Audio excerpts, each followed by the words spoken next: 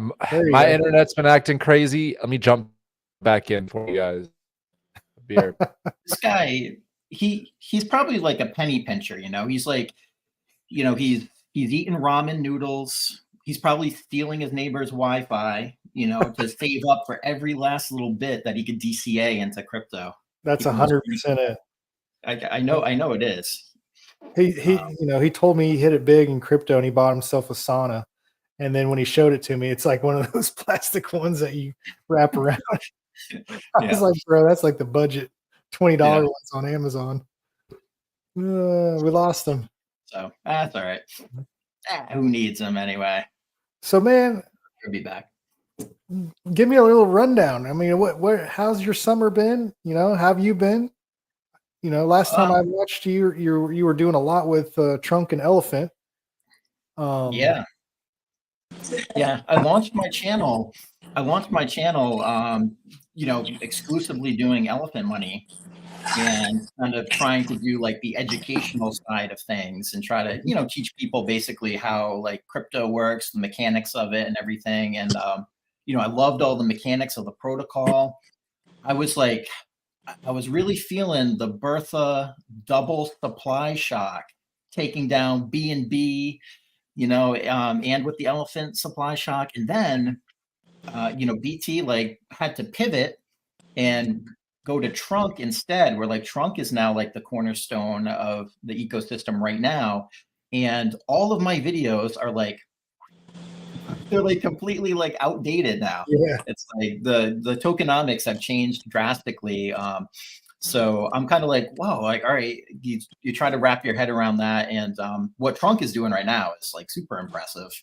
I'm a little like, first of all, I am in like Solend USDC, like just I am supplying people with that capital where they can do, you know, all sorts of different strategies to, you know, to lever up Trunk. Or personally, I'm not doing like the leverage play, but you know, I'm making a lot of interest there, and then I'm like with my dividends, I'm like buying the Trunk token right now. So I watched Zach's video today. This is a little 3-minute video.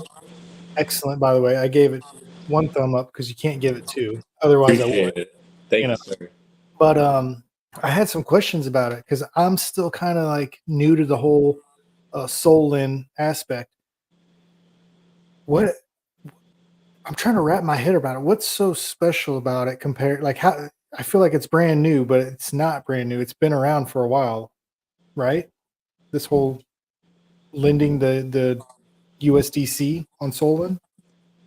So why is it like right now popping off with Trunk? I can touch about that a little bit for you, AG, and then Bailey, whatever you want to jump in, feel free. So Solin, for people watching at home as well, if they're not familiar, it's similar to like Aave, which is one of the more well-known borrowing and lending protocols in crypto.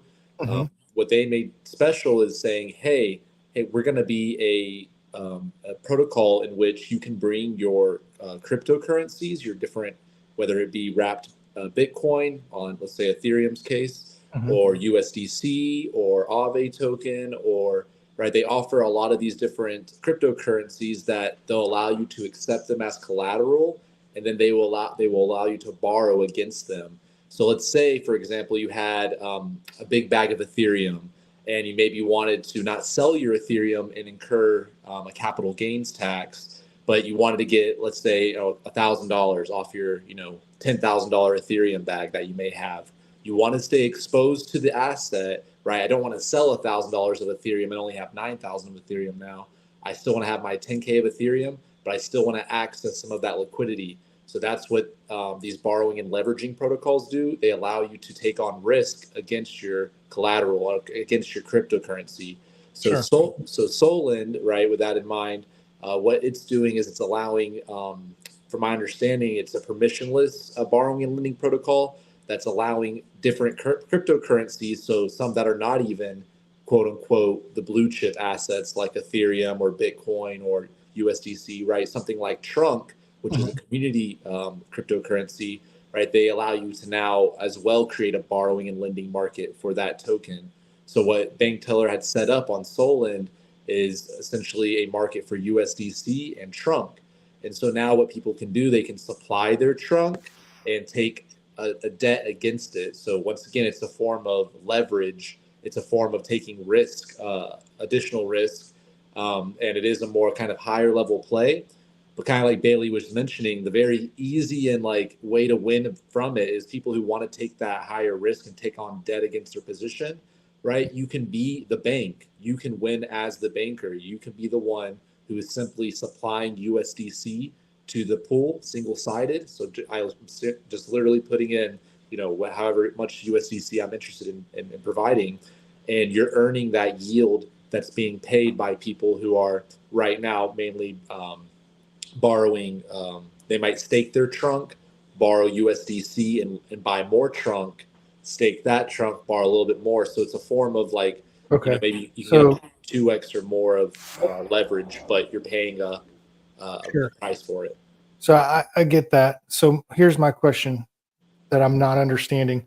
So let's say there's Ethereum and USB or USDC pools. How come the trunk pool is so much higher percentage wise than, let's say, a blue chip pool or any other pool? Like what's making the elephant ecosystem pool more desirable than any other pool out there? Sorry for the feedback there. Give me 1 second here. That should go away. If you could share my screen, I just joined on my computer, so I could share my screen and show you the answer to that question. Lesson time. School is back. Let me go ahead and share my screen here. Present, slide, not slides. I know Bailey knows the answer to this question too. Maybe. Can you see my screen all right there? You got three screens. Look at that. We got a double sacker in the house. We got so much going on here. How did we do that? Let me zoom in here. Boom, boom, boom. So right now, this is going to change. Scroll.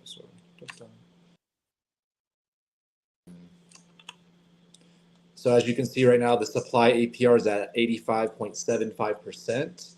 And like you're saying, why is this so high? So when bank tellers set up this pool, from my understanding, there's a lot of different kind of variables you can add in, like what the borrow fee is, what the host fee percentage, these different kind of variables you can set. And I'm assuming this might be one of them, which is the interest rate curve. Let me zoom in a little bit more here. Let me know if you can see a little bit better. It's a little bit high, too big. So right here, can you see that all right, where it says 0%, 25%, Yeah. 50%? So this is the utilization. So whenever so let's say we have $1 million USDC in this pool. Whenever only up to I think it's 80%. Yeah. If up to $800,000 of that $1 million is being borrowed, right now that's set at a roughly 13% interest rate. It slowly increases. I think it might be a linear equation right there, but it goes from 0% interest when there's none of it being borrowed. As more people borrow, it's raising the interest rate. And what happens here at a utilization rate at 80%, it starts demanding a really high variable interest rate, which is, right, it goes from 13% to 20, 30, 40, 50. So right now we're at 84% utilization rate. So that corresponds with an interest rate of 127. So see how it gets really steep here? And what this does is it encourages people to pay back their debt, right? People say, oh, I don't want to pay that much interest per day, right? Like it hits different investors, tolerance that they can handle, or if they get liquidated, if back the debt they owe is more so than what they borrowed, or getting close to it, 75% of it. But anyway, to answer that question real quick, so why is the APR so high right now? A lot of people are borrowing and using this pool, and therefore the interest rate is in that kind of higher zone, that 80 to 100% utilization rate. Okay. So there's not a real reason why they're borrowing from this pool and not another pool. Because if I was borrowing USDC, wouldn't I go for a pool that has a lower interest rate?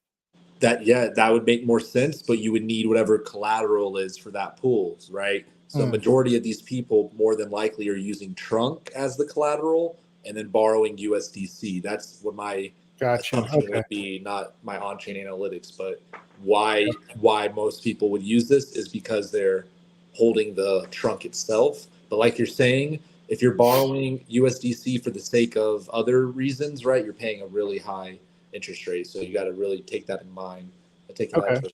So Bailey, when you fund it with one-sided liquidity, you don't have any risk of losing that money, right?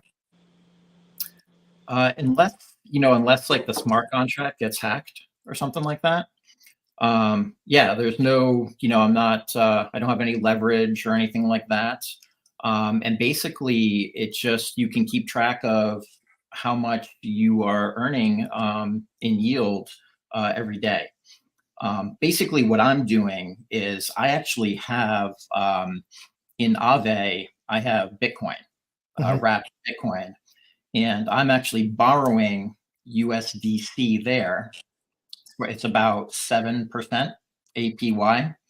And then I moved it over to Solana and I put it in here, and I'm making roughly on average, I think the average has been around like 80% APR like per day. Oh, wow. Just because I wanted to have exposure to Bitcoin. So that's the example of, like, why aren't people borrowing like USDC somewhere else? You can if you want exposure to like another asset. But the reason this is special is you can borrow against trunk.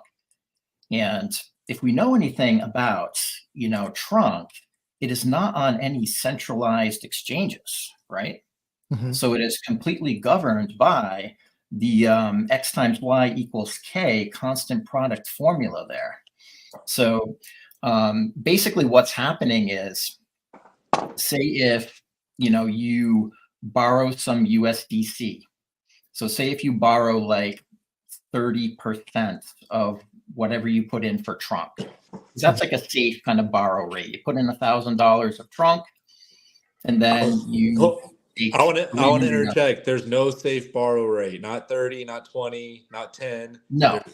Because crazy stuff happens in crypto, and you might think you're taking a moderate risk position, and it quickly turns into a large risk position. I'll sell from experience. I had $100,000 worth of Ethereum. I probably borrowed about 30 grand, right? Ethereum went from 4 grand to 2 grand or so. So down 50%, right? Get margin called, all the works. So just I can speak. Be careful with leverage. At least you still had. Well, yeah. Okay. Sorry to interrupt, but go ahead. 30% is a conservative. It is conservative, but it's conservative for crypto. You got to be like cognizant, because as volatile as crypto is, I just got to throw that out there. There's someone watching who I don't want them to get wrecked. Learn from my tuition costs. Yeah. Yes, I actually saw footage of you applying for a job at McDonald's. Saying you were liquidated. So yeah, I was telling her about it. That happened last week. She just said, "Oh, really?" Like she knew what I was talking about. Oh my gosh, that's funny. But yeah, like for instance, like say if you borrowed like 30%. So you got $1,000 of trunk, you borrow $300 in USDC, but then you take that USDC and you buy more trunk with it, right? Price of trunk goes up a little bit. You take that trunk, you deposit it back into Solend, and now you're not at 30% anymore. You have more collateral in there. Now you're at like 25%. So what can you do? You can borrow a little more USDC to go back up to 30%, buy some more trunk, constant product formula, price of trunk goes up again, right? And then you take that trunk, it's called looping, and then you put the trunk back into Solend and you're below 30% yet again. So you can keep trying to borrow a little bit and then buying more trunk and raising the price, putting it in Solend, borrowing a little more, buying some more trunks. And, that way, like if a lot of people in the herd are doing that, it's like constant buy pressure, constantly moving up like that price. And that's kind of what we're seeing is like altcoins and everything are getting absolutely slaughtered these past few months, and trunk is just like, just moving up like 1, 2, 3% like every single day, because a lot of people are utilizing Solend now, especially this past month, to create like extra buy pressure. And then say if you have a bunch of trunk sitting there and lo and behold, flat tire on the car, right? You don't have to sell any trunk. You can just be like, all right, I'm just going to borrow some USDC and I'll let my trunk keep appreciating, and I'll just pay for it with the stable coin. It eliminates sell pressure, and you can get that like money loop of, looping it and creating like constant buy pressure on it. Yeah, and I think like you mentioned as well, the fact that now the herd collectively doesn't have to necessarily sell and dump their token, right, and put it back in that liquidity pool, drag us back down the curve, right? This now adds just a very, kind of like a new tool in the tool belt, where now we don't have to rely on that old technology and old dumping. People who really like the protocol, really want to see these products succeed, right? They now have a new option in which they don't have to destructively, Now, where does that put futures contracts at? Yeah. Are we just not thinking about that anymore, or what's going on? Yeah. Futures is still live and running, and I think we crossed 500 days or so recently of the contract running. Right now, that's still not the focus. Right now, trunk is still the focus, the spearhead. But right, Bank Teller has made comments about the future of futures.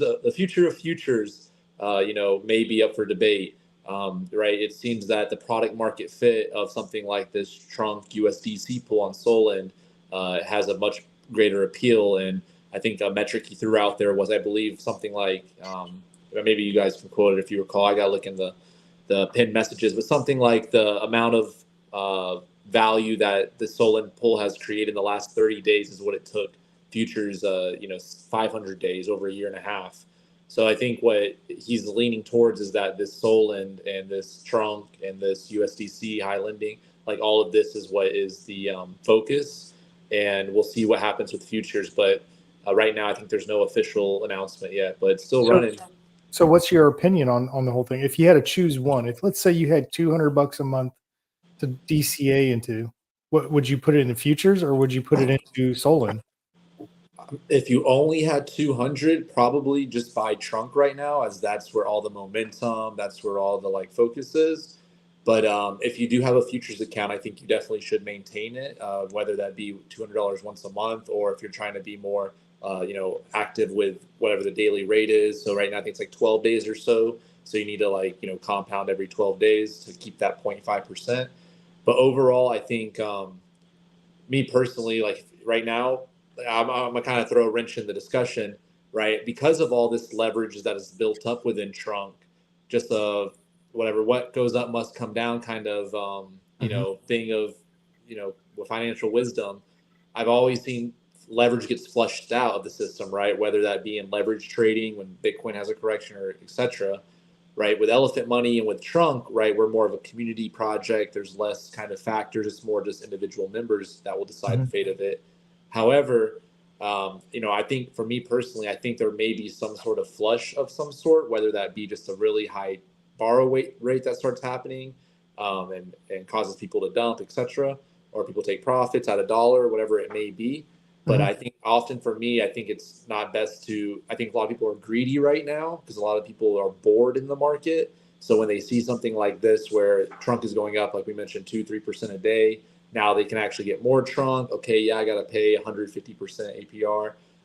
I think all that boils a pot for a potential, something can boil over. So for me personally, I like to wait maybe for a minute here, but trunk is just showing incredible strength. So I'm still buying and holding trunk, but in terms of levering up, you don't want to be caught when the shore goes out. I'm just telling you, leverage is a dangerous tool. It's a great mistress when it's a double-sided sword. It's great when it's going great, and it's terrible when it's going the opposite way. What about you, Bailey? What do you think?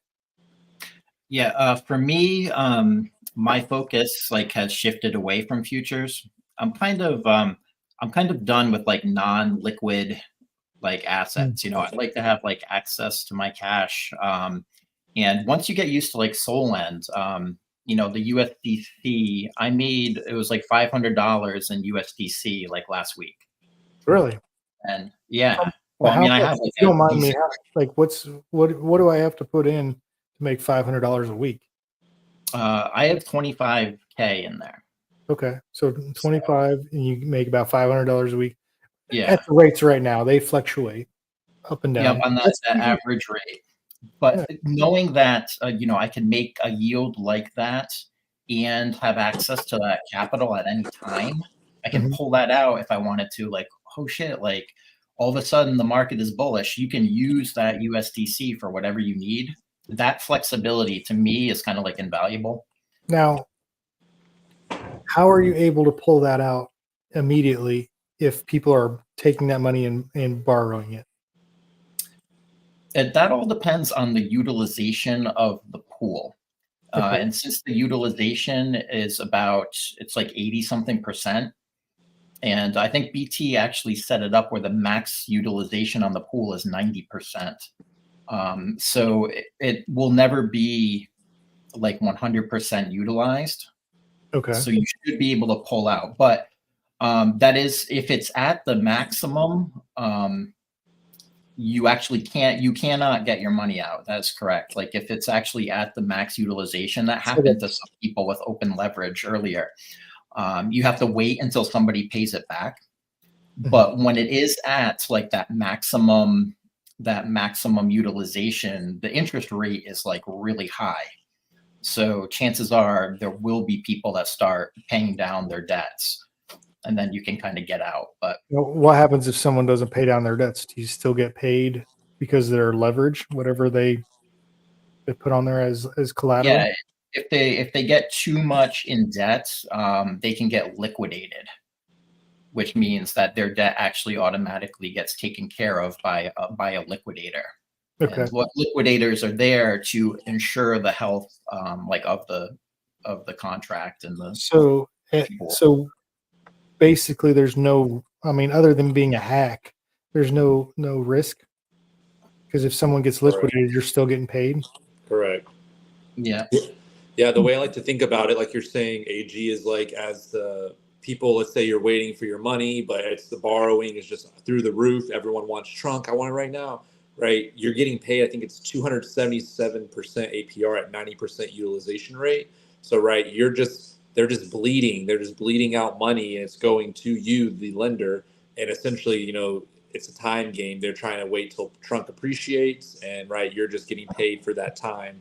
So yeah, there's no contract risk other than like we said, a catastrophic risk. But that's what's so really really fascinating if you really think of it from a global perspective. There's this is what decentralized finance is all about, is giving this type of tooling to anyone where, hey, it doesn't matter what your credit score is or where you live. If you have collateral right here, you can now take on leverage in different forms. But and it's anonymous, it's autonomous, right? It's just running on chain. So back to kind of your original question, which was futures or Solend, back to that product market fit, right? The market speaks for itself, no matter what individuals' opinions may be. But 27 days, it's raised X amount of dollars.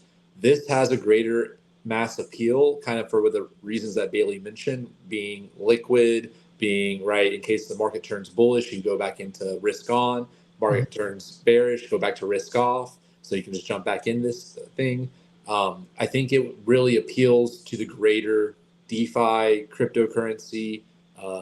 Very, that's what finance is at its fundamental core, is borrowing and lending. So it goes back to the roots of even finance. So I think honestly it will be just another, we're trying to jump up and down and say futures is great, this is why, here's how it's sustainable, here's all the collateral, here's Bertha, etc. Now we can now have to use that whole, and say, hey, look, here's Solend, permissionless, get in, get out, liquid.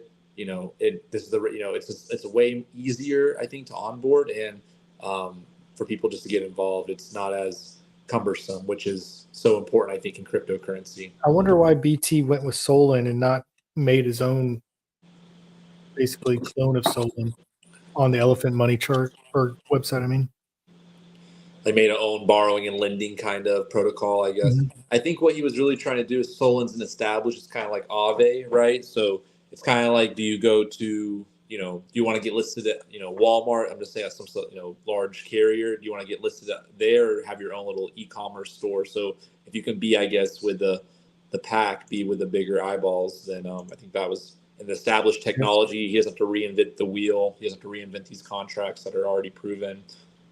True. I think that's a lot of the reason why I probably went with them. Yeah. Another thing to think about is like people that are naturally like on Solana, Mhm. they're going to go to Solend just to borrow and lend. They don't even have to know anything about elephant money at all. They can just walk into it and be like, holy shit, like USDC is like this amount. And they can just go to Jupiter and like buy trunk or buy USDC, and they never even have to go to the elephant money website. They don't know about, EMH. They don't know about, Rugs2Riches or They don't know about DeFi. some burpee action. They don't know Yeah, about that. like They know some pump jump in it the up. Like, pool. they don't know anything, but they're there. It's like naturally there, So Gotcha. it Oh, I makes, guess that makes sense. Yeah. Because can you share my screen one more time, AG, if you still have Yep. that accessed up? Because I'm on right here. We've got solon.fi/. All right, let's go back to the homepage. So here's the homepage. I like their little picture here of the gen. This is what they're trying to describe as, it's an autonomous borrowing and lending protocol, right? It's just a machine running. But anyway, I was going to show you, if you click pools here at the top, right? Scroll down a little bit. Number one pool, that's their, I think, their main pool thing, whatever, $300 million. But what's that number two right at the very top? That's right. It's the USDC trunk pool. Oh, wow. With more money in it. It has 25 million, right? It's already at the top. More so than even this Turbo Sol pool, which I think is Sol and USDC. So even more so than their Solana pool, right? Trunk and the USDC pool is already out, gathered that much TVL already. That's crazy. And so like Bailey's saying, right, all these people don't even need to know anything about the protocol. They just know about Solend. Boom, they just go ahead and get introduced to what's this, what's that. So it's all about, especially because I know we all do this in crypto. We want to look at what's the trending in the last 7 hours, last 30 days. What's the highest APR? You can really sort through these lists when you're trying to get alpha, etc. And so the more we're at the top of the list because we're the best, like the faster the people will find us and learn. Interesting. I'm learning every day. Yeah. But I heard Bailey came to town with word of a new token on the block. I know it's been around for a minute, but what's got your fancy these days, Bailey? Yeah. So, obviously, like the trunk thing, and then I got into some altcoins, and I was doing some concentrated liquidity farming, V3 style, and that was going very well until the market just took an absolute like dump on our heads. Like every single token was down like 50-60%. Like in my portfolio, like my meme tokens, I was big on this Aerodrome Finance token, and it just got hammered to oblivion. And so I was like, all right, like this is not really panning out much anymore, but I had this one kind of hidden little play stashed away, and this is actually my top conviction pick for this bullshit run that we're in right now. But this is a family program. Please watch your language. No, it's not. We're drinking. I see that. This is the first time I've seen Zach drink a glass of wine. Yeah, we're after 9 p.m. Don't they like loosen up the rules? I know. I'm just pulling at your collar. This is the after hours. Welcome in, everyone. All right. How's everyone doing in the chat? Before BT, I almost called you BT, Bailey. You're the other B word, Bailey. Before Bailey drops to Alpha, how's everyone doing this evening? Who's all tuning in tonight? Say hello in the chat. Are there sorry to people in interrupt, the though. chat? Yeah, there's people in chat. Okay, I can't see it. Like, I don't know. Do I have to go to YouTube to see that? Maybe here. Can you see the screen? Layla. Hey, Layla. Yes. Yeah, I can't see. Like, I'm a rookie. I don't have like everything kind of set up yet, but Cheers. Yeah. Cheers. Good. Yeah. So yeah, so basically I kind of got intrigued by this thing called GambleFi. So I've always been kind of a little bit of a gambler, and you know, I think everyone in the crypto space has some kind of tolerance towards like risk, or I think we're all kind of gambling in one form or another. And so that's actually why I kind of renamed my channel Bailey's Bets, because it could deal with all sorts of different crypto plays, you know. So the Let me one just that say, I love that name, by the way. I love the thanks. logo that you made. I don't know where you made it or how you made it, but the name, the logo, everything. I was like, oh Yeah. man, just a little jealous. Just a little jealous.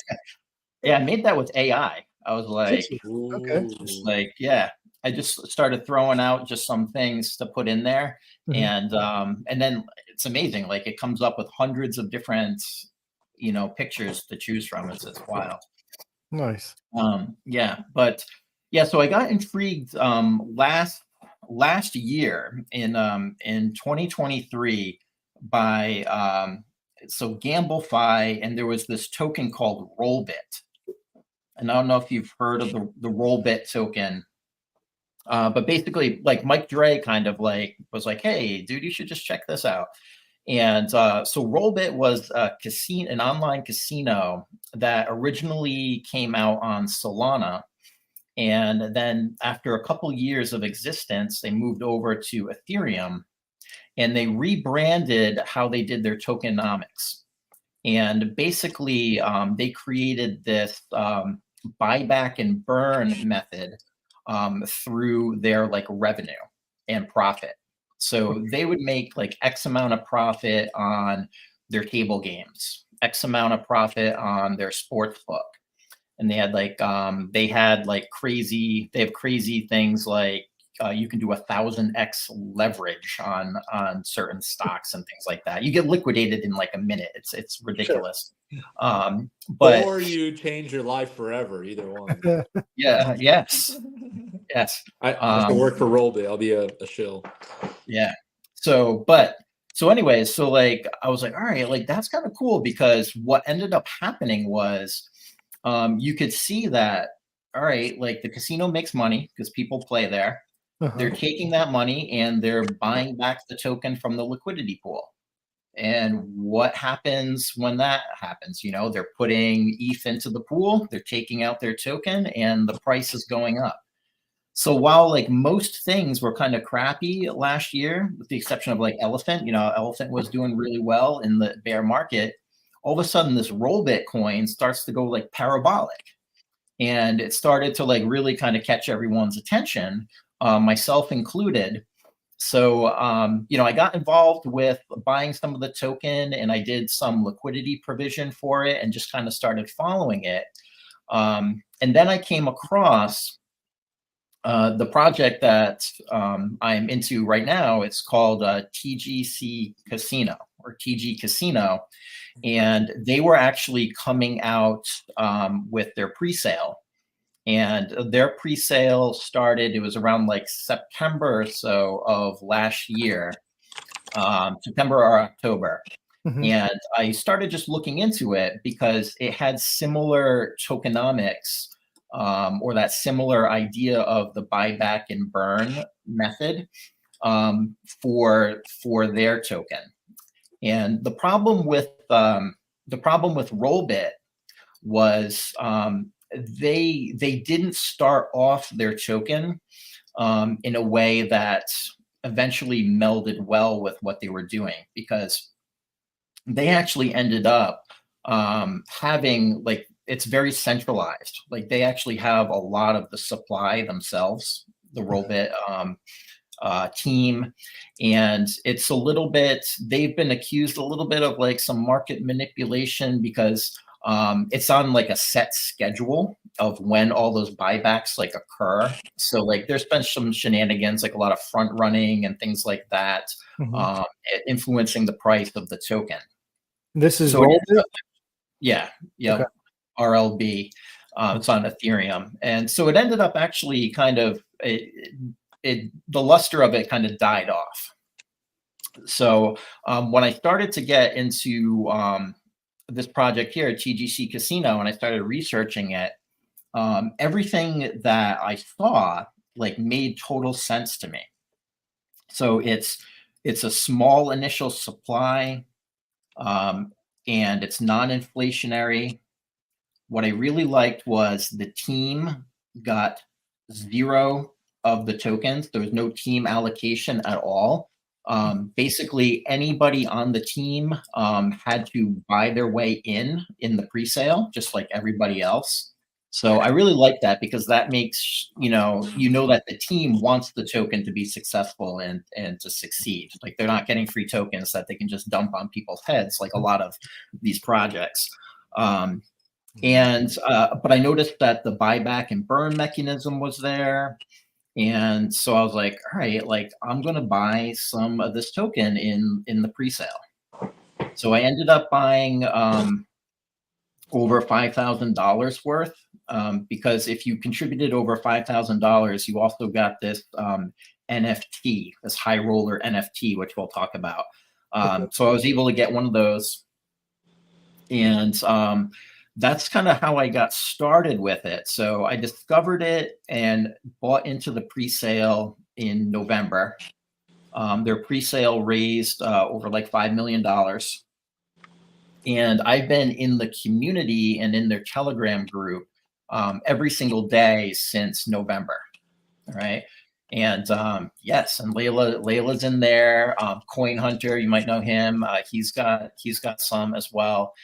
And basically, I've been now kind of a part of the community and have been, kind of watching the team move like every day, for the past 8-9 months. And I'm like, this team is amazing.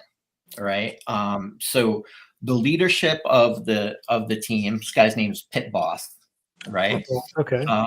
So the top like 3 people on the team all have CEO experience, all have marketing, experience. I cannot go to a website without seeing TG's Casino somewhere in the banner. Like, I don't know if you guys have that problem or not. Besides the marketing, like they also have connections and Web 2 casino experience. Okay. And they have just crypto experience. So they know how blockchain works. They know how protocols work. They have connections in the industry. They're successful with like Web 2 casinos. So they had enough money. It was like close to like $10 million to make sure that there was enough for covering wins, because some people do get lucky and win in a casino. So they had kind of like all the backing. They were ready to rock and roll. And their big deal is to become like a major player in the space. Like they want to at some point compete with like the names of not only Rollbit, but with Stake, which is like one of the biggest ones. Yeah, Stake's big here in the US. Yeah, they've been around for like 6 or 7 years. So TG Casino has been around for approximately now like 7 or 8 months, right? So it's like super new, it's super early. The chart of the token, and I'll get to that, looks like absolute, like the inverse of the trunk token. It's a buying opportunity. Yeah, absolutely. There's reasoning behind why it looks the way it does. But it's super early, and what's nice about it is, and this is key, I go to bed like at night feeling really good about this because it is the fixed supply token and it's non-inflationary. It's going to be deflationary, with the buyback and burn. So I know it's just going to get more scarce and rare over time. And there's a lot of really big people in the community that share this like passion and this vision for it. And that they understand that they want to be like long-term holders in the token. So there's a lot of people that are have the right kind of frame of mind, and they're not looking for like a quick dump. They know that this is actually like a longer term play, but it's going to be like very successful. Zach, can you go back to the chart?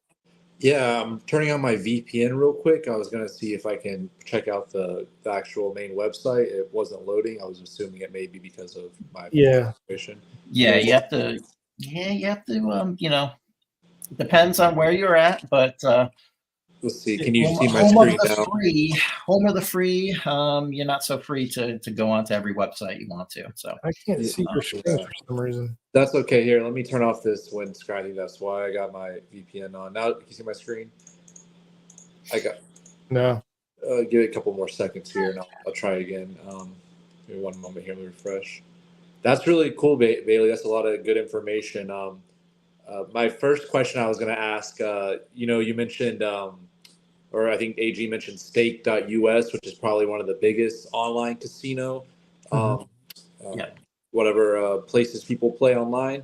I heard they recently started their own streaming website called Kick. I think it's kick.com, kick.tv. And a majority of those streamers are simply there to promote stake.us. Does TGC, Telegram Casino, is it TGC or TCG? I always know. TGC. TGC. Telegram. Yep. Does TGC have an official streamer yet for their site? If not, can you or me be that sponsored athlete? Or AG? Yes. Yeah, so right now they're on their roadmap. They've been killing their roadmap. Right now they're at that point where they're starting their streamer program, and they do have their first official streamer. His name is DGen Daddy, and so he started about a couple weeks ago, and he's actually on Kick. Some of the marketing that they're doing is pretty cool. They're on X. They have a good following on X. They've recently expanded to TikTok, so they're actually on TikTok. They hit up all the different like crypto websites with banner ads and all that kind of stuff. They signed on to one of the biggest football teams in Europe, AC Milan. They're actually the e-gaming sponsor to AC Milan football. So basically, when the new season starts of football or soccer, you're going to be able to see TG Casino ads kind of like everywhere, on the field and all that. So they're really good with different sponsorships, and they're very strategic. The reason why they chose like Telegram was they're looking at this globally, and there's a lot of places in the world where people don't even have computers or desktops, but what do they have? Like, well, they have a cell phone. Yeah, so they have cell phones, they have internet access. So they actually have different marketing strategies for different countries. The reason they chose Telegram was it has over 1 billion users, or like close to that, and it's projected to even grow to like 1.5 billion users. And grow more now that they have that Telegram token. What's it called? Tron or Ton or something like that? Ton, yeah. So more and more people are kind of getting involved in Telegram and in crypto. It's really big, like in Russia and all that stuff. So they're really trying to get to like a lot of different like underrepresented like markets and get a lot of market share in the space. So they're really good at like strategically kind of laying out, and they want to build the brand. So one of the things that you're going to notice is like, all right, like the chart itself like doesn't look like super impressive. Like it's like a downward facing dog flag. I don't know. I'm not that good with like PA. Something like that. Can I say something real quick about the chart? Yeah. If you scroll up a little bit, on the side, the right hand side, look at the liquidity. The liquidity looks crazy high. $1 million in liquidity, and the market cap's only 3 million. So a third of the market cap's just straight liquidity. I don't know if that market cap is necessarily accurate. It should be more around, I would say, like 15 million ish or so. Okay. Yeah, because the supply right now, it started off with 100 million tokens, and actually close to 16 million have already been burned. So it's down to like 84 million and change. And so if you do that, like 84 million times right now, the token's around like 14 cents. I think somebody in the comments said like around 12 or 12. so. Yeah. Yeah. So it's definitely low.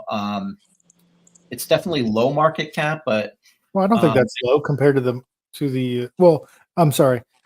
I think it's low market cap, but not the liquidity isn't low by any means.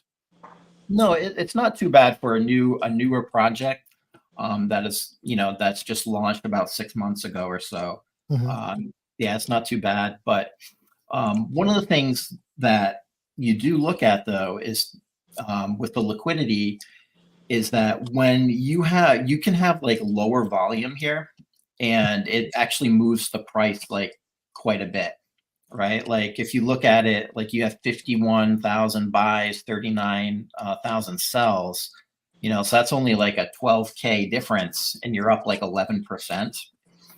When the team decides to like sneeze on this chart, like it's going to go parabolic yet again.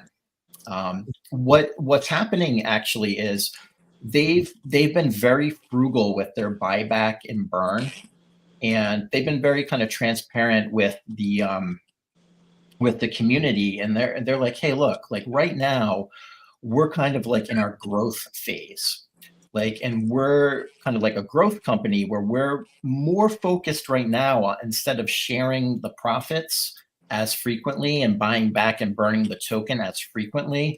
We're investing in these partnerships. We're investing in like AC Milan, the marketing. We're trying to grow the brands and kind of flush out the player base Mhm. before we're concerned with just like the price of the token. And that kind of shows you that they're really into it for like the longer term. And you can, like, the proof is in the pudding, right now. Like I'm subscribed to their news channel, and so far they actually have $1.45 billion worth of wager Oh that wow. is through, that was just released yesterday. And right now they have 24,000 players. I tell you And what, I've jumped on there and I've played last week, and it was a blast. It was one of the most easy, streamless ways of playing. I was playing roulette on the Telegram app, and it was amazing. And it's all crypto, so you just deposit your BNB or your Ethereum or your TGC tokens, which is what I did originally. And now I went to BNB because I ended up losing, but it's all right. yeah, it's very easy to play. It's very seamless. You can play on your phone. They have it on the desktop now, and you can also play through Telegram on the desktop if you have Telegram desktop. I like to play on the computer just because it's a larger screen for me. But yeah, it's very easy. And one of the things that's like awesome that I didn't realize is their sports book where you can bet on sports. Um, Yeah, see there's right like there, there are live games. they are live. I loved it. Watch. Yeah, there's the live casino games, but there's actually like, if you go into the sports book, right? Yeah. I was like, my wife wanted the TV during the NBA finals to Mhm. watch a couple of the like different shows that she was watching, and I was like, I want to see the Celtics and Mavericks.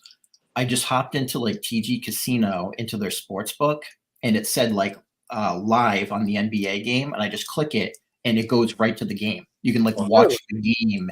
Yeah. You can watch like cricket. You can watch, like, as long as it has this little live next to it, And I think most casinos have like the same sports book. I don't think that's unique to TGC, but it was like a nice little It's just- added, like, Yeah. cool, So, like so could you feature. watch a pay-per-view fight for free on their if you make a bet or something? If you don't even have to make a bet, you can just go in there and look at it. And Oh, if wow. it says live, like, did you just do that, Zach? I'm just actually like on their Twitter page right Oh, now. okay. Actually on the website itself. Yeah, so that was I thought that was like a cool kind of like feature to it. But yeah, so here's the scoop, guys. All right. The team is really good. The tokenomics, look, it's a low fixed supply that's deflationary. Already 16% of the supply is gone. I myself, full transparency here, all right, am a whale in this protocol. All right. I have over 1% of the supply. Nice. I have been DCAing like a madman. Every time like this was under, anytime it was under like 20 something cents, I was like, there's going to be so much value here, like in the future. All right. Why? Okay. So here's the scoop, guys. So with a token, you have to have some kind of like utility or like demand driver, right? Like, why would people even care about this token, want this token? What's nice about this is I think the model is easy to understand, right? People go in, casino makes money, and the casino is eventually going to buy back and burn their token, which increases the value and scarcity. And they're doing this thing called revenue sharing, right? So I kind of always dreamed, I always kind of dreamed, I was like, all right, I'm going to be like the house, right? So they have kind of this built-in demand driver for their token for both gamblers and then for people that just aren't interested in gambling in the casino, but want to invest and make money or get some of like the profit share, like dividends paid to them. So for gamblers, if you wager with the TGC token and you incur like a net loss for the week, they actually airdrop you back 25% of your funds that following Tuesday. So if I go into TGC casino and I bring the TGC token with me, $1,000, and over the course of the week, say if I lose $1,000, right, that next Tuesday, $250 will be sitting in my account again.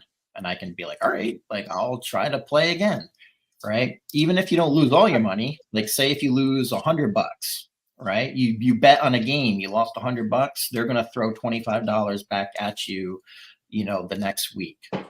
That kind of cash back, 25% cash back, is like unheard of in the industry. And the pit boss was like, I got to monitor this because this is really generous and everything, but it's turned out to be like a good deal for them so far, as far as that goes. So that's one kind of demand driver. Now they have these things called seasons, where it's kind of like a gambling competition. Okay. And up for grabs is a certain amount of money, right? So this is what turned me into a degenerate gambler. It was like the beginning of May or like April, they had season 2, part 2 of their airdrop campaign. So they had these. So basically, how they've been distributing the token to the public, besides the pre-sale, is they've been giving a lot of the tokens as airdrop rewards to the community, but you had to earn them through like playing in the casino. So there was this competition where you got credit for every single dollar that you wagered in the casino times the number of consecutive days that you played. And this thing was over 45 days. Guess what? I played 45 days because I couldn't miss a multiplier. Sure. But up for grabs was $1 million ETH. Ooh. But then there was also another $500,000 in ETH eligible only to people that played with like the TGC token. Yeah. So I was like, I got to play with the TGC token because then I can get into both of those pools and be eligible for up for $1.5 million worth of rewards. Hey, strategy, So, like, strategy right there, baby. yeah, but the thing that's crazy is like so many people were just went nuts. So like they kind of know how to like generate like action, you know, and revenue and volume for their site. But what was nice was so that competition ended, and that airdrop is going to be paid out 33% in June, which we got, and then July, and then August. So I got 2.09 ETH airdropped to me in June. So it's about like $6,500. And then I'm Dang. going to get another 6,500 airdrop to me this month, and then another 6,500 airdrop to me like next month. Yay. It's Pretty nutty. Yeah. But yeah, but I sold my soul to like do that because it was like, Cost a lot. but now they have season 3 going, and they've upped it to now $2 million of rewards. And there's extra incentive. A part of those rewards are only eligible if you're betting with like that TGC token. So you can get the cash back, and you can get, all these different bonuses. Did I lose at the casino? Yeah, I made a significant donation back. Yes. So, but that is why this next part is you also can be, instead of a gambler, you can also be the house, right? And they say like that, the house always wins, right? Mhm. It's true. Like in the long run, like all these games are designed primarily for entertainment. You know, like yes, you can win and lose, but if you keep playing long enough, usually the odds and the mathematics will catch up to you. But the house here, like, how can I kind of partake in that, right? So right now they have staking, and they have they started off with a 10-day pool. So you lock up your tokens for 10 days and you get a certain APR, a 90-day pool, and a 180-day pool. And the 90-day pool and the 180-day pool are both kind of sitting around like 40% like APR. And you get TGC token until the token actually runs out, right? Because they've kept some from the initial supply, and that's how they're feeding the emissions. But since it's a non-inflationary token, eventually that will run out, and they're going to replace that with like Ethereum. Oh, really? Now, So you'll get paid out in Ethereum. Yeah, right now the 180-day the 180-day pool gets half of the reward is in TGC token, and half of it is actually in Ethereum.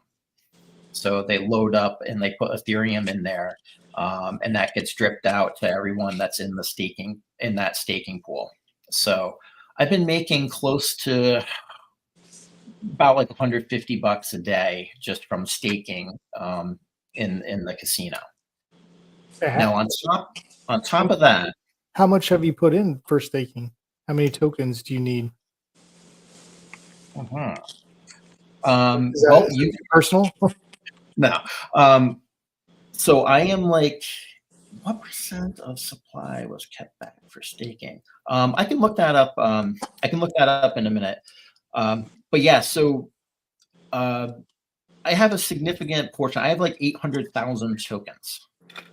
So, but I've been DCAing and getting them just cheap.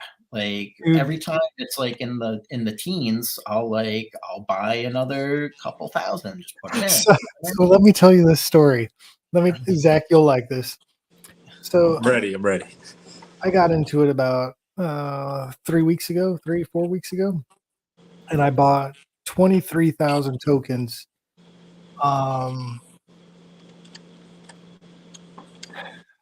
I can't remember when. I think it was about 3 or 4 weeks ago. 23,000 tokens is about like $4,000. It was like at 13 cents a token.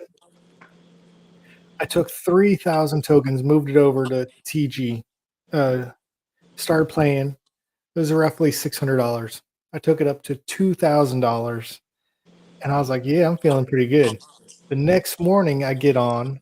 I'm up $2,000 from 600. I take that $2,000 all the way down to $200. I'm like, "Oh, I'm pissed." Excuse my language. So I go. What were you playing when you I ran was it playing up? When you ran roulette. it down? I've got a strategy with roulette. Roulette. A couple different strategies I got. So I'm mad at myself. I'm like, I can't believe I took it all the way down to $2,000 or 200. So I go to the bathroom at work and I'm sitting on the toilet playing. And I'm like, yes, I'm back up to $2,000. Yes. Dang, on the toilet, you ran it On the back toilet up from 200. within like, I don't know, 7 minutes. 7, 8 Holy! So then I get back in, I'm doing my work, and then I get in my truck and I have to go to Orlando, and there's Orlando traffic. So I'm sitting there on the interstate, and I got TG on my phone. So I'm sitting there playing while I'm driving in traffic. Dude, I got that thing up to $8,000. I took $4,000 out, moved it out. So I invested 6, took $4,000 out, and I started playing for the rest of the day. 4 o'clock in the afternoon hits. I'm up to $16,000 again. Holy smokes, bro! Oh, what a run! Nice. And then everybody at the office is like, "Bro, take some profit. Bro, take some profit." I'm like, "I've already took profit, $4,000. I'm good." You were I'm telling like, everybody, guys, I've been gambling all day in my car, and I'm "Dude, up $16,000. I've got a strategy, guys. I've got a strategy. Can't lose." An hour later, I lost it all. No, but I still took out $4,000. okay, I that's a invested W. 6. But it turned on a dime like that all of a sudden. Dude, You it just turned like that. lose. I think it was, the way my strategy is, you have to have enough money for your next bet. Yeah. So if you don't have the bankroll to get to your next bet, then you're screwed. I think I know what happened. I think Bailey called Pit Boss and said, "Hey, there's this guy just killing it at the casino right now. That's Turn him off." And So Bailey sent Pit Boss on you. I played on a couple other casinos online, and I felt like they were scamming you. Okay, they flagged your account. Okay, let's get another table guy, and he can put the ball exactly where you're not betting. You really think so? I think so. that's Oh yeah, I think so. You have that level of paranoia. You're funny, man.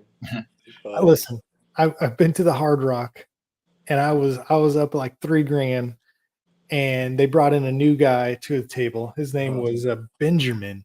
Never forget it. They I won't forget it because they rotate their Benjamin in here. That's So the pit boss, she scans my card. She starts asking me, "Hey, do you want any free drinks? They're on me if you want any free drinks."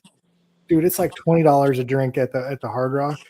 And when they're giving you free drinks, that means they're trying to get you liquored up to try to screw you. I was like $3,000 up, and they brought in Benjamin. Well, Benjamin's never been in that little section.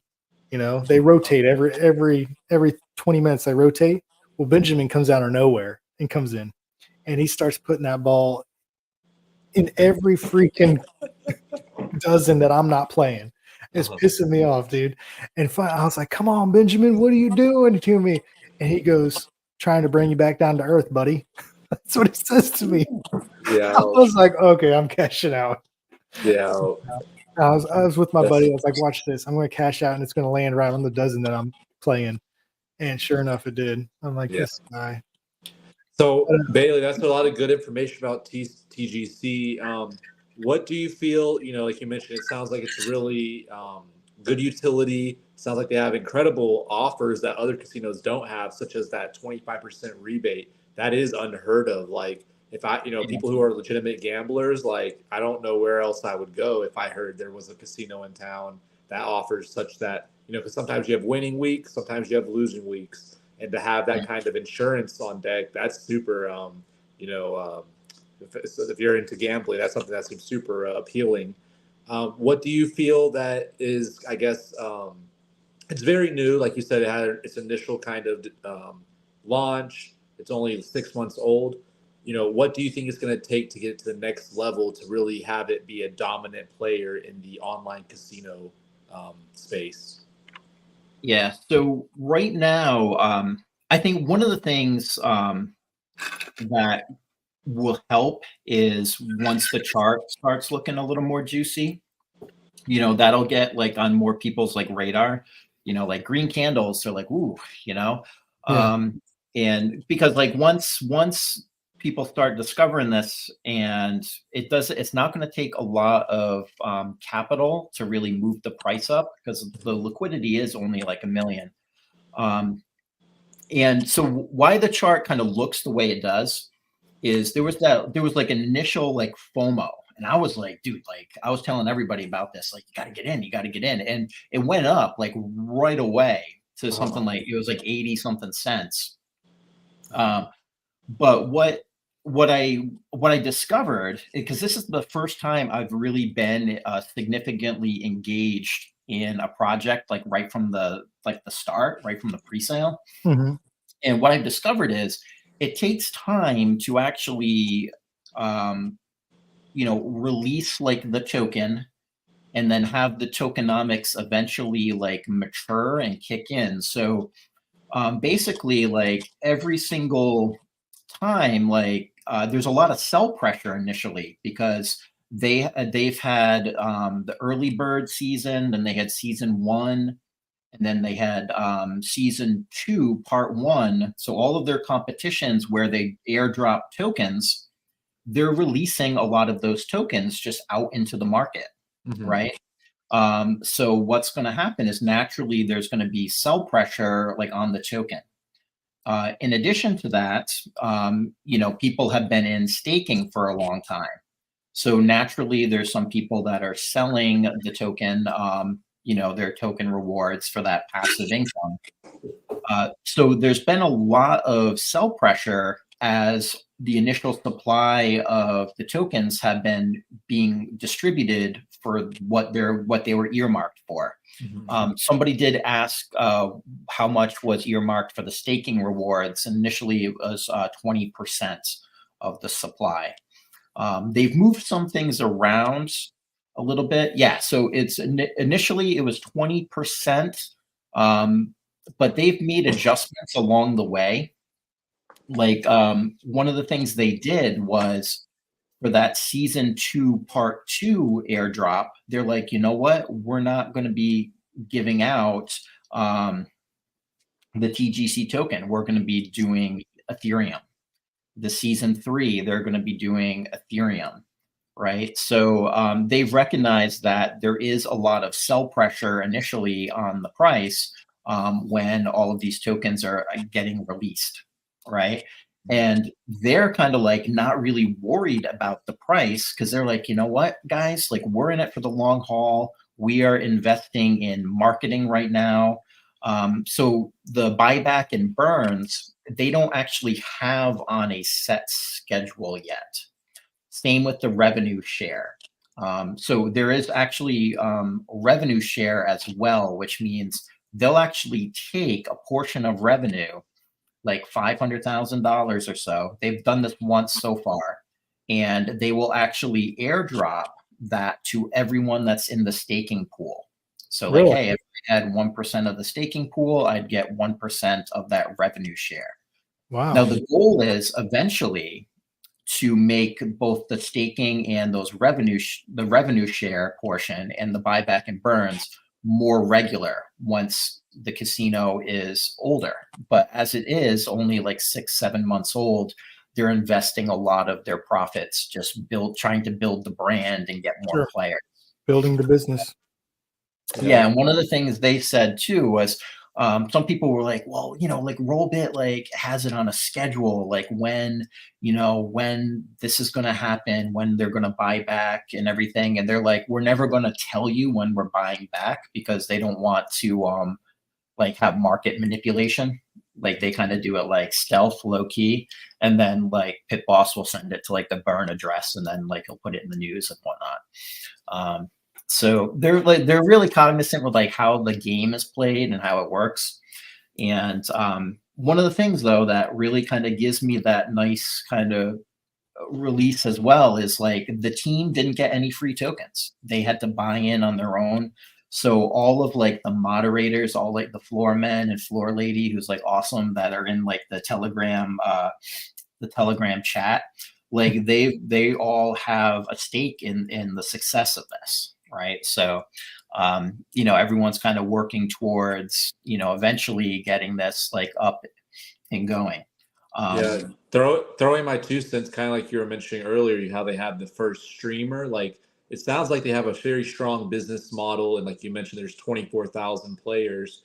Right now, I was just looking. It looks like there's about 3,500 holders on Ethereum. Would that be the largest chain holders with Ethereum? Is that the most accurate? Yeah, Ethereum. Yep, they're only on Ethereum. So that's one of the things that's interesting was one thing I would recommend would be like, all right, how can we get more people playing actually with the token? Because a lot of people, they'll go in, they might see a banner ad or whatever, and they actually don't play with the TGC token. And they're playing with Solana or they're playing with ETH. So trying to expand like how many people hold the token would be kind of like a good, one kind of strategy where I would say that they could work a little more on. Yeah, I still, my vote is for them to pay Bailey Betts $5,000 a month to be the sponsored casino athlete, and you stream once a week on Telegram Casino. Because like I said, like you mentioned, Kick, on even Twitch, I see so many people just spending all their time on stake.us. I see so many shorts in my YouTube shorts of the Plinko and all that kind of mess. I don't even use stake.us, but the fact that I look up gambling content like poker and other stuff, sometimes like all that stuff will come onto my feed. So I feel like, like you mentioned, it's just about getting the word out to the gambling community. One thing I was going to mention too, I don't know if I still have an example. Let me pull it back up. This is something you might want to mention in the, or maybe I can mention in the Telegram where you mentioned it up. Like you mentioned the banner ads, I see them often on Deck Screener specifically. However, when I click it, it doesn't go anywhere. Let me see if I can pull up where I get one. Right now I'm getting this bio. Futureverse, no. Bio, not that. However that word is. I was just going to mention though, yeah, this little banner ad on Deck Screener. Whenever I click it for TGC, I don't get taken to the website. I don't know if that's the US issue. It might be because you don't have the VPN on. Do you have any insight of when they're going to launch in the US? I know they have. They actually have a global casino bot. So like you can do a global one, but the number of games it has, it's like very, very limited. Like they only have like one or two like providers. So US is they got things locked down pretty tight. Yeah, I know there's things like Bovada, which a majority of like. Do they cheat? I got on their website. Really? You think Bovada's sus? I do, because I was winning nonstop, and then all of a sudden, guys like looking at. First of all, when you're playing roulette, the table guy, what do they call him? I don't know. The table attendant. I don't know. Yeah. I don't know. Anyways. Yeah. You're not supposed to. The dealer. The dealer. There you go. The dealer for roulette. They're not supposed to look at the wheel. They're supposed to look away, flip it. Well, and then when I started losing, I started noticing that they're looking at it and then flipping the ball. So they can put that ball in certain sections. I'm telling you, man. I believe, like you're saying, sometimes they can aim for a section and maybe they can get it, but there is so much chaos involved. Like, So I don't know how. A couple things to kind of ease your mind, I would say, is a lot of these online casinos, they all have like similar providers. Like one of the big ones that I would go to is Evolution Gaming. So, or there's another one called Pragmatic Play. Those are like the two kind of big ones. And basically, and this is what scared me a little bit, but you go into like say, hey, I want to play live roulette, right?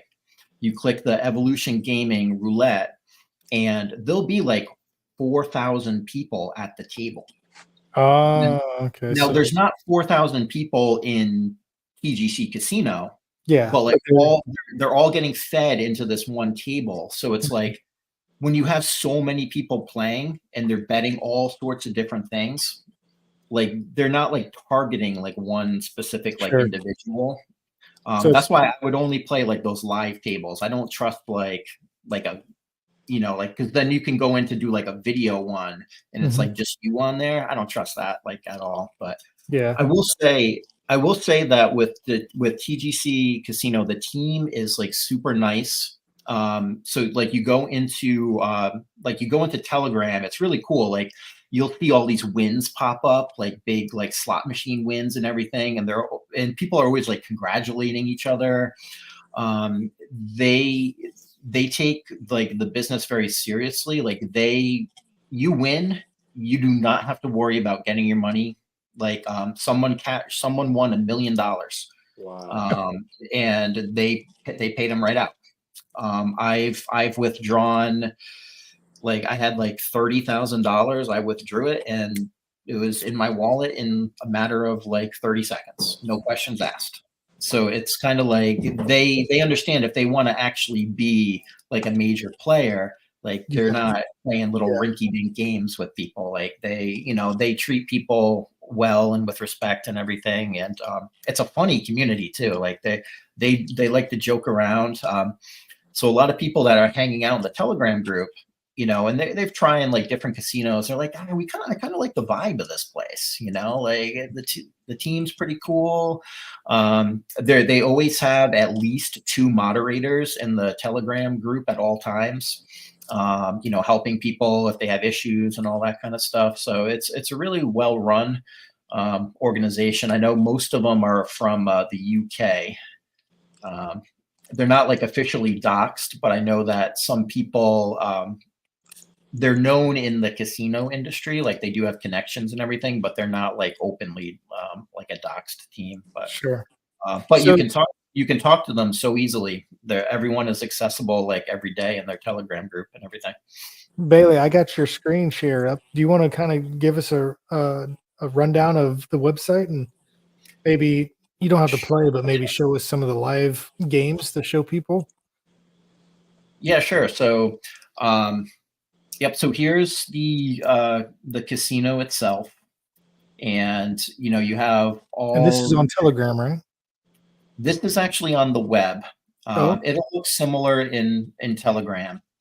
But yeah, so like for instance, you got your slots, you got the live casino, blackjack, baccarat, roulette, the sports book.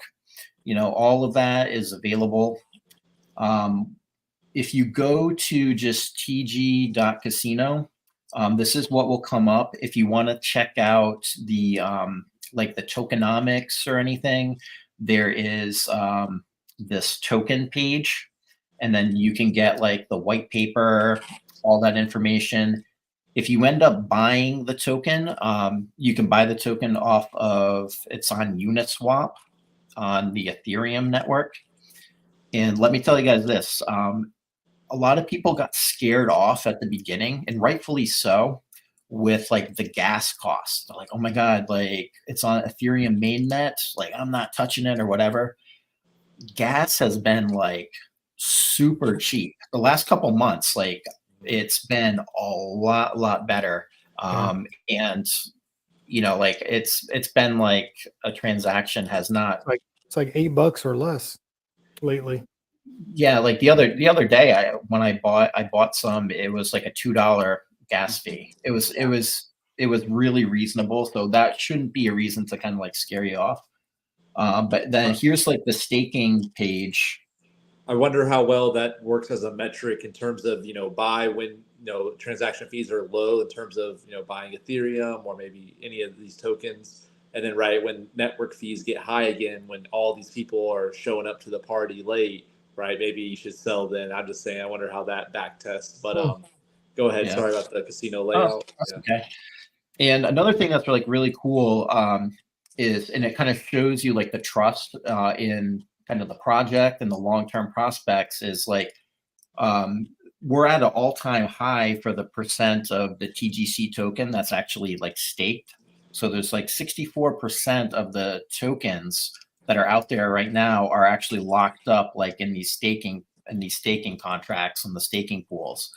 The one thing that I want to kind of alert everybody to is the 180-day pool. So the 6-month pool actually unlocks next week in 1 week's time. So like I have an unlock date of July 15th. So that could be a situation once those unlock that there could be some additional sell pressure, right? It's next week. Yeah, Set so the that's calendars. Buy on the 15th, guys. Buy the dip. That's so. But I don't know, because Pit Boss comes out and he says in this newscast today, the next 7 to 10 days is going to be fascinating. Do you believe? So he's always got like some kind of little trick up his sleeve. Like he might drop like a revenue share where, if you unstaked, maybe you lose out, or he might drop one right beforehand to kind of encourage people to stay in. I don't know. But once it unlocks, it basically means you can take your tokens out if you want to. So I'm kind of like standing by, and like I could potentially see another little dip. But then after that, it's kind of like I don't think the token can go much lower because there's a lot of people that are like, hey, I'm going to scoop this up. Because check this out. Like I have right now like 809,000 tokens, right? So far through this staking, guys, like I've earned through the emissions 42,600 TGC tokens. Dang. And I've earned close to 2 ETH. Wow. So and that's so out of all the tokens that you own, how many do you have staked versus not staked? I have everything staked. Everything staked. Okay. Because I believe in the project, and I am going on. My strategy is going to be I am the house, and I am going to be just collecting the staking rewards and going to be collecting the revenue shares that should become more and more frequent as the casino progresses, right? Some of the casinos that are out there now have already been out there for like 4 years, 5 years. Stake has been like 6, 7 years. And this team has that kind of long-term mindset. They're not like a quick kind of pump and dump. They're going to be around for a long time. So it's a legit business. Yeah, so I'm looking at it more as, instead of like trying to flip the tokens, looking at it as I'm going to use it as like a passive kind of income machine. And I know like eventually the token price will appreciate, but right now I don't mind the token price being low because I'm just trying to generate a percentage of the asset of the dividends. You're a long-term investor. So you said 14,000 tokens in 180 days from staking? 42,000. 42,000. Okay, so that's like $7,000. Yeah, right. And then 2 ETH at that. At this price, and 2 ETH. Yeah. But I have a lot of the token because I definitely have been DCAing over time, and it's like one of my top conviction plays. Now here's the thing: like you have to have I have to have faith and trust in the team that those revenue shares are going to become more frequent, right? Sure. And the staking, once the TGC token dries up, that it gets replaced with like the Ethereum, and it's still at a good like APY and everything. but that's where like my being a community member for 9 months and seeing the team, they've kept their word on every single thing. You know, they're top-notch quality team. They're professional and they really do things the right way and they treat people the right way. So like I have like the faith and like I have kind of like that trust that, you know, this is going to be like a success long term. Sure. And kind And of I looks will, like it's almost retraced kind of towards the pre-sale price. I was going to ask, how much was the pre-sale price per token? yeah, it is totally in the pre-sale price. The pre-sale started at 12 cents and ended at 19 cents. Oh, So nice. this is really the bottom, like you know, like you're mentioning, like if this is a solid, proven business model, 24,000 users, already over $1 billion wagered in the last 6 months. It's like if you're any time to get into it, like this is a very solid floor. It looks like. Yeah, it basically I got mine for 6 cents because I bought it for 13 cents and I bought like 23,000, and now I have 50,000 because I was gambling with it. Yeah, you won. Yeah, because I won. That's awesome. Yeah, So so your cost basis is like super cheap. super cheap. Yeah. And so this would be like, this is kind of like one of those Warren Buffett, like value investor type deals where it's like, Nice. dude, like the revenue's there, the profit's there, like, And it's and it's under, and it's under, tokenomics, supply and demand. because, yeah, because I noticed that people in crypto are kind of crazy. Like they'll sell this token and buy some like air like meme coin, you know? Yeah, Um, it's unfortunately there's a saying, you know, scams pump the hardest, right? It always seems to be the yeah. coins with no utility, no future, no real reason, all of a sudden have all the liquidity or hype. But yeah, you know, something like this with a, like you mentioned, a Warren Buffett kind of solid, very solid foundations, very solid fundamentals. It's like you're picking up you know, you're buying the ketchup, you're buying the railroad companies, you're buying the boring businesses that make money and are going to be here tomorrow. So let's get to the brass tacks. What do you think the price prediction is going to be in the next 12 months? We got this bull run coming. Yeah. AG wants the scoop. I mean, he wants the big double scoop. Well, I did like I just did some like napkin math, right? And I would say that between buy over sell and ETH price appreciation, that's another thing. It's paired with ETH with like all these, you know, that's long term, I think bullish with like the ETFs coming out and everything. But if the token gets to about like $1 million, like $1 million, one more $1 million buy over sell will be past like the all-time high already. Wow. So it'll be over like the 80 something cents. And So, that's like so super $1 million put into it would put it yeah, over. and that will, it'll 90 be over cents? that 80 something cent threshold for sure. Yep. I don't want to hype up too much, but we have been known for Rugs2Riches after discussing certain projects to have pretty large pumps coming afterwards. We have quite the number of whales who tune in each week, so shout out to those silent whales. So that's peanuts, like you're saying, for $1 million of buy pressure over sell, like that's peanuts, honestly. Yeah. I mean, this is like it was such a no-brainer. Like it's a no-brainer for me because it's like everything just makes sense. And the team is really good. That's the one thing. Like they're not shady at all.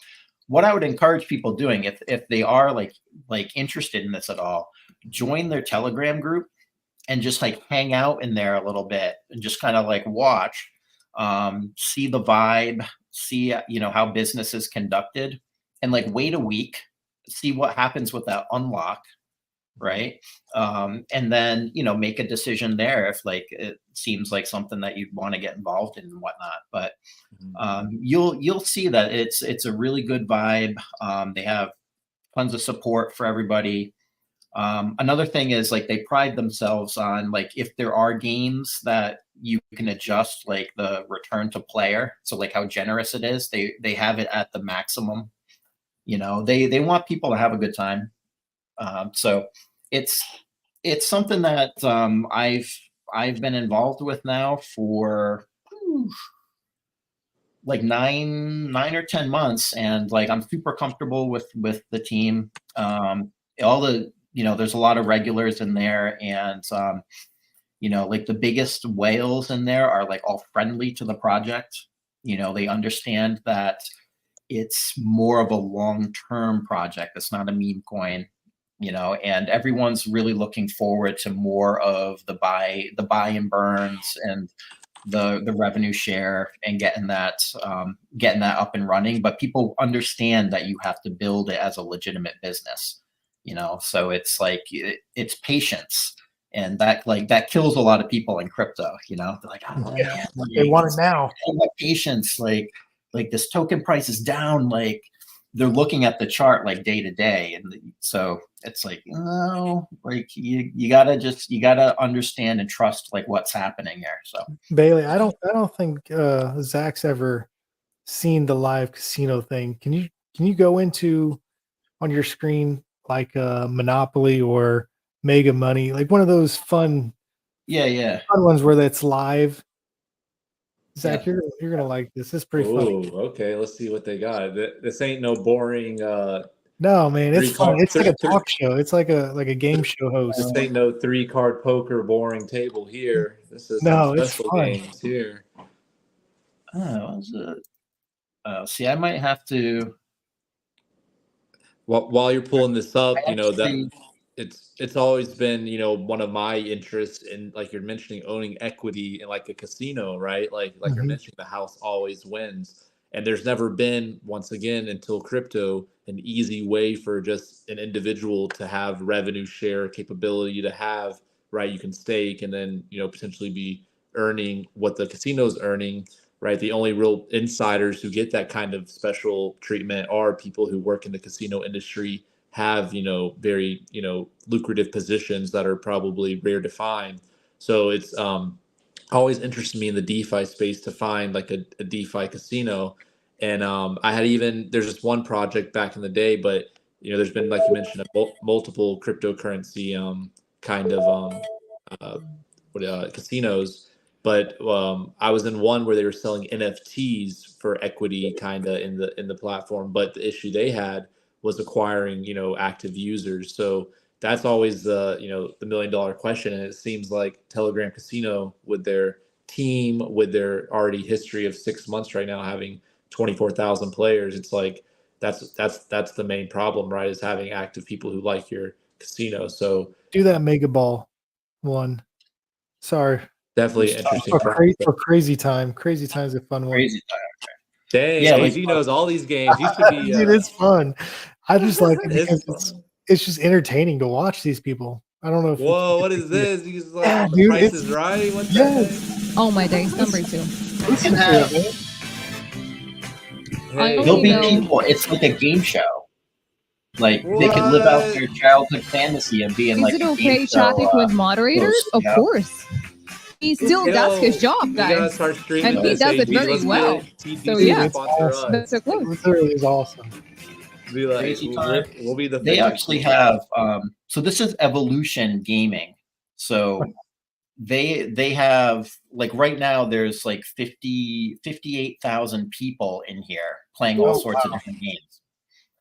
And you're a degenerate, right? When I would log into a Baccarat table, there would be like 500-600 people at that table, and they go, "Hey, welcome, Bailey."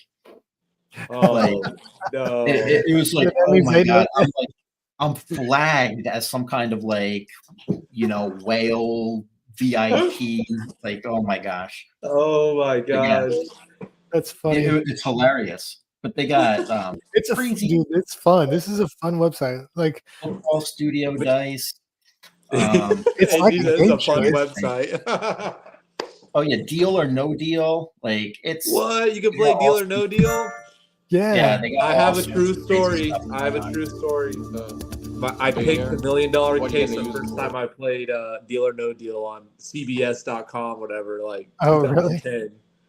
I was like, let's go. There's a Monopoly. Yeah, there's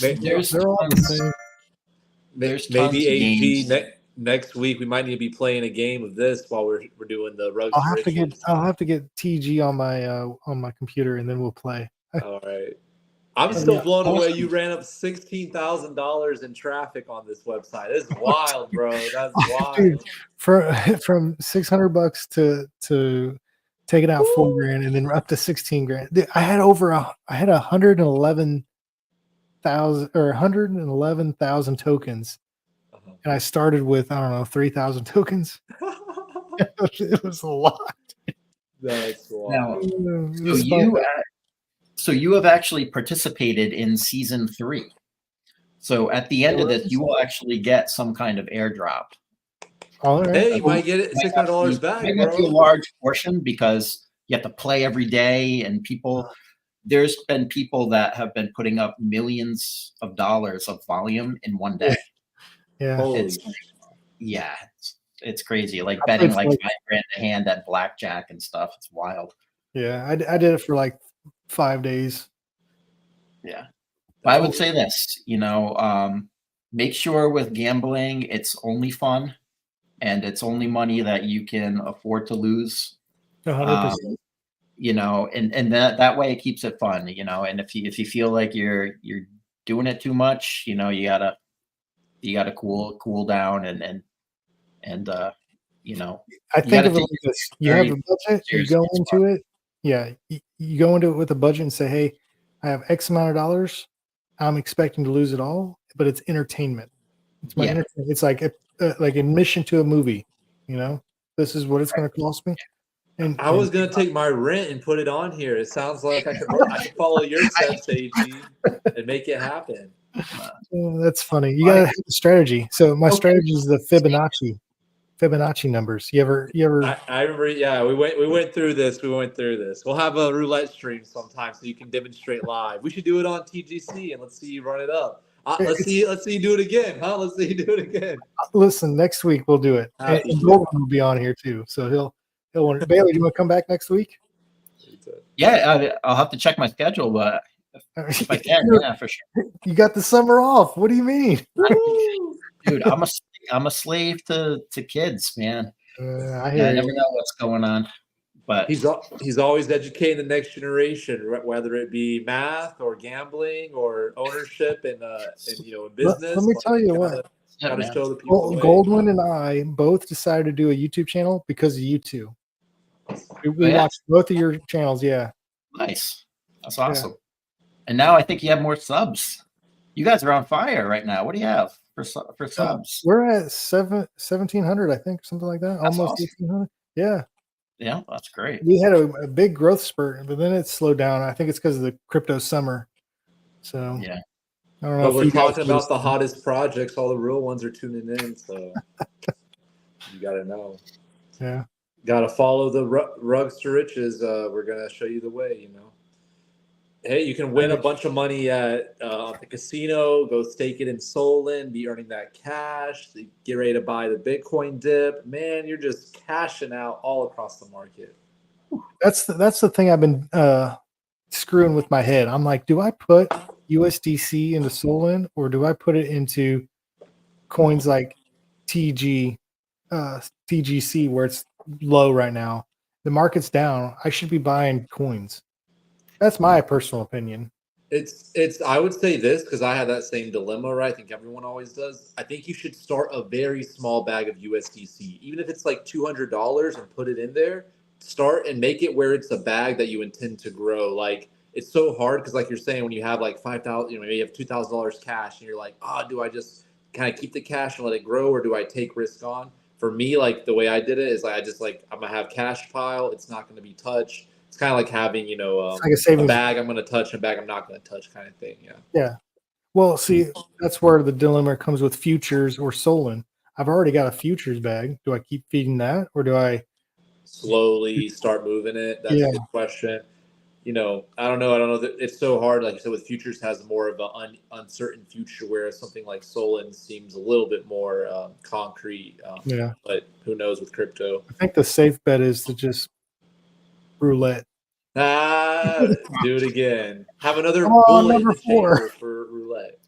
I'm telling you, so you thought you cracked roulette, I was sitting here during season 2 thinking I beat the game of Baccarat. Like that's what I was playing. I was like, I can't lose. Like this is mathematically assured. And I was crushing it. And then of course, it caught. I ended up with like, oh, I just lost 8 coin flips in a row. Sweet. Like it happens. Yeah. And, so what's your strategy with Baccarat? Because I have a buddy that's all he plays, like at the Hard Rock. So yeah, it's a 50 chance of winning, right? Yeah, I had this thing called the cancellation method, where I would write down like 4 numbers. Mm-hmm. Like my goal is to win like $400 right now. So write down 1 and then if I won, I'd cross off 2 numbers from the list. If I lost, I would write down the amount I lost. And then the next bet would be I would add the first number and my last number to the list. So I'd start off 1111. I'd bet $200. If I lost, I write a 2, and then I bet 1 plus 2, $300. And then if I won, I would knock off 2 numbers. If I lost, I would write 300 down. And then that way you can actually break even if you have like around I mathed it out like a 35% like winning percentage. Oh, so if it's a coin flip, it works, right? Yeah. What happens is if you hit a horrific streak of losing 8 out of 9, 9 out of 10, then the bets get so big, and like unless you have like a gigantic bankroll, you start to just. That's exactly what happened with me. So you know how Fibonacci works. It's for the odd ends. 2, 3, 5, 8. Yeah. Yeah. So you add the last 2 numbers together. So 1 plus 0 is 1. 1 plus 1 is 2. 2 plus 1 is 3. 3 plus 1 is 5. Yep, it's 5. Yeah, 5. And then 5 plus 3 is 8. So on and so forth. So I would play a dozens or the columns, whichever one it is. And you start with 1. Let's say you lose it. And you kind of want to lose, because the higher you go up, the more money you make. So let's say I bet on the third dozen. I bet one coin, which would be like maybe whatever it is, $5, $10, $1, whatever you decide to play with. Say it's $1, make it easy math. I lose. The next bet, I play the same dozen, another $1, lose. Play another dozen, but now I'm playing $2. Let's say I get up to $5 and I win. Then I win. It pays double, 2 to 1. So I won $10 plus my original 5, and that pays back everything I lost plus more. So then once you win, you start back over again. You can pick a different column, but you start over again. But you have to have that bankroll to keep going. And exactly what you said, you get, it gets out of hand sometimes if you're playing too big of a bet. Yeah.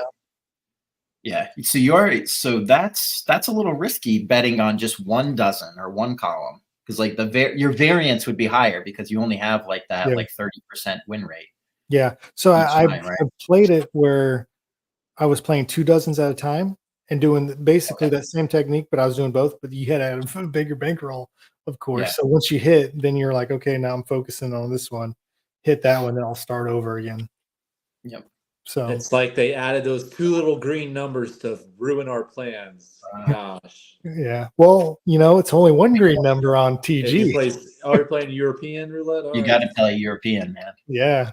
You're a real deal gambler. Dude, I got hardcore into roulette because I was like, oh, this is an easy. It's a lot of fun, man. It's a lot of fun. You just gotta walk away when you're ahead. It's a lot of fun until the same number hits 3 times in a row. Then you get pissed and you're like, they're cheating.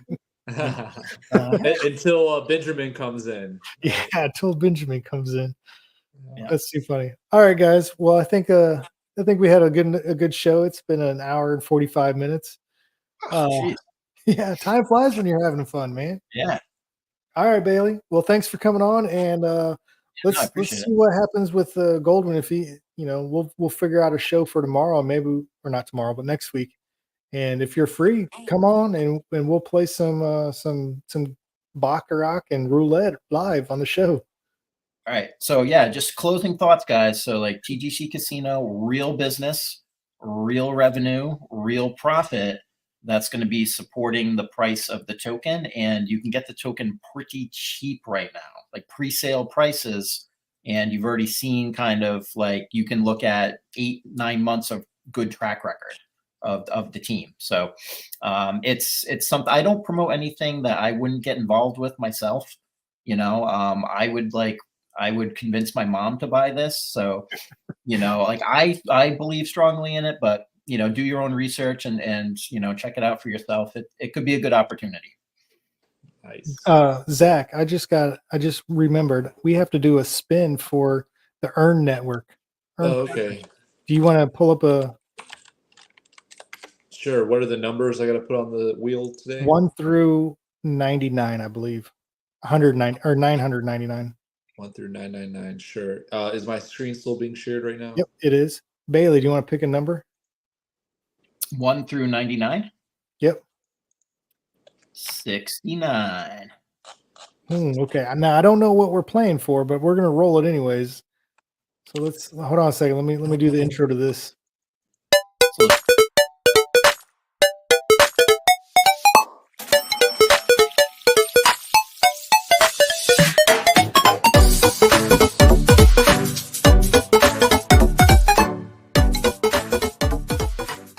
Alrighty. So this is for the Earn project. Bailey, have you learned anything about Earn? Heard about it? I've heard about it. I know about flamelings and all that stuff, but I don't really know much beyond that. It was just like brain overload. I just had so much going on, and I was like, oh yeah, like Earn's kind of cool. I know there's a lot of cool people involved with it, but Yeah, I haven't super cool got people. deep into it. Yeah. Mikey and Nadina are the developers. They're a married couple from Chicago, doxed. And dude, they are night and day difference from BT. No offense to BT, but he can rub people the wrong way sometimes. Mikey and Nadina, they're super cool people. They're actually, I think they were in the chat. They were the ones asking about what was the percentage being staked for TG. Oh, they're still in the chat. They're watching. They're a 2-hour show. They're the real Rugs2Riches. 1 through 1,000. They said 1 through 1,000. Okay. 1 through 1,000. Got it. Oh, And then what are we playing for today? Is this for? So basically, they have not a competition, but a prize where each week we'll spin the wheel, and either the top 1,000 holders one of them will win 100,000 Earn tokens, which is what, about $600 roughly right now. It's about free $600. Or yeah, and then the following week it'll be the Flameling tokens, and then the following week it'll be the Flame NFT. Oh, what happened, Zach? What'd you do? I'm still chilling here. It might be the internet again. Can you see my screen? No, it just went out. It totally dropped. Okay, sorry. Yeah, my internet dropped on my computer. I need to call my service provider. What's going on? Are you? Bailey said that you were stealing the Wi-Fi from your neighbors. No, actually, you know what's funny? I can even show you when my screen comes back up. You know what my what do you call it? Wi-Fi router name is? What? It's Crypto Insider, and then it has my apartment number on it. So I was thinking someone would come by to like ask me some alpha, but no one's ever come by. It's like stealth marketing. Yeah, I'm like, come through if you're cool.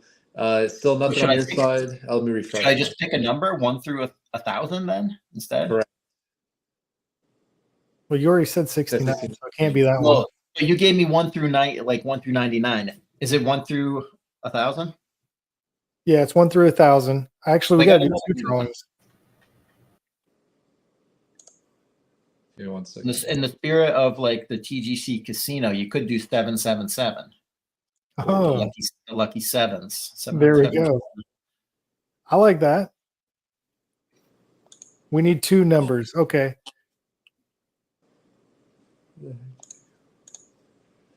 All right, my number I'm gonna pick is. Can you see my screen with the spinner on it? I can see your chart. What the heck? Give 1 second here. Sorry about that. Technical difficulties. Technical difficulties. Look, might just be sharing the one thing. Give 1 second. Present, share screen, entire screen. All right. All right. How about now? There we go. All right. Everyone in the chat, put your numbers 1 through 1,000. Let's see who's going to be the lucky winner tonight. I hate to say this, AG. This wheel is not doing it for me as much as that other one you showed me on TGC. We to have a beautiful woman in front of a giant, amazing, I agree. Size of the Empire State Building to spin a bit wheel. Spin that sucker. All right. I'm going to say 137. We got, what was it, 777 or 69, Bailey? What you got? I go 777. All right. What about you, AG? What you got? I want to say 134. Boom. Here we go, boys and girls. Hold on to your hats. The spinner is like psychedelic on my screen. Yeah, it's all. Is it spinning? I can't tell. It is. Slowing down and slow down. 4838. Okay. We have to do this twice because we took a week off. 438. All righty. All right. Down there. 438. Yep. 438. That's the winner, right? That's one of the lower numbers. I think it is. The lower the number, the better. All right. All right. Next number, I'm going to pick 777. I'm taking the lucky number this time. Let's see. Here we go. 634. I was like, that's a really good sound animation you got there, AG. 23. 23. Michael Jordan. Someone won that one, that's for sure. You're welcome, guys. I clicked the button. You're welcome. There we go. So we got in the chat number 435 was the drawing for the wallet. So if you owned 100,000 tokens, and you were the 438th wallet that had 100,000 tokens, then you win another 100,000 tokens. You just doubled. Double up. And then this one, 23 was for the Flameling NFT holders. And that was a winner. I guess 430 or 438 was not a winner. They didn't have 100,000 tokens. Okay. So let's go then. That's awesome. Yeah. Gotta try next time. Some will be happy in the morning when they wake up. Get some more earn in their wallet. Yeah, Bailey. I'll shoot you over the link. I did a AMA about earn token over at a James Pelton show. Yeah, so I'll shoot you a link so you learn a little bit more about now that's all CC Crypto, man. He was the one that got me in touch with him. Nice. Yeah.